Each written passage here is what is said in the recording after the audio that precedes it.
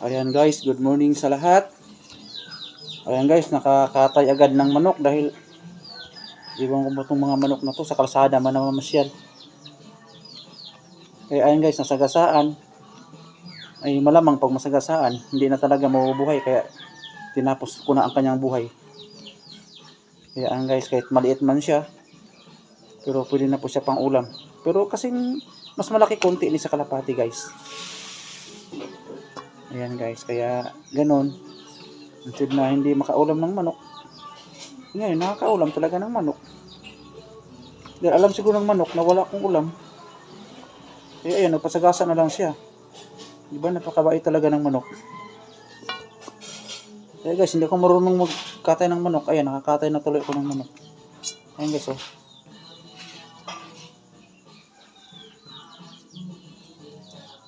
Kaya ayun,